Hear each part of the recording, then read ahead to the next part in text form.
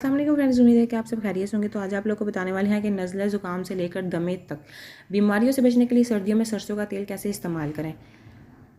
सरसों बरसगीर पाक व हिंद में कसरत से पाया जाता है। इसका तेल का जायका हल्की कड़वाहट के तौर पर होता है, लेकिन फ़ायदे से भरपूर सरसों का तेल खाना पकाने के से लेकर जिस्म की मालिश तक में इस्तेमाल किया जाता है। आज हम आपको इस आम से तेल के मज़ीद फ़ायदे बताएंगे जो कि आपकी बहुत सारी मुश्किलात को हल कर सकते हैं। दमे के अटैक के वक्त इंसान को सांस लेने में इतनी दिक्कत होती है कि अक्सर जान भी चली जाती है।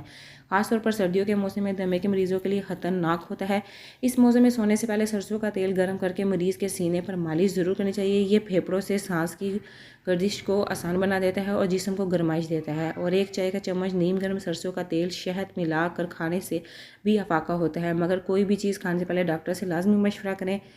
आधा चाय का चम्मच सरसों का तेल लें और चुटकी हल्दी और एक चुटकी नमक मिलाकर दांत और मसूड़े पर अच्छी तरह लगाएं और उंगलियों से मल कर थोड़ी देर छोड़ दें। कुछ देर गुजरने के बाद कुल्ली कर लें। इससे मुंह के अंदर का इन्फेक्शन, सूजन और दांत का दर्द भी कम होने में मदद मिलती है। सरसों के तेल में छिला हुआ लहसुन और लौंग डालकर हल्की आंच पर कुछ देर तक पकाएं और बगैर छाने महफूज कर लें। इस मेज़े को रोज़ाना सोने से पहले हल्का गर्म करें और तलवों पर मसाज करें।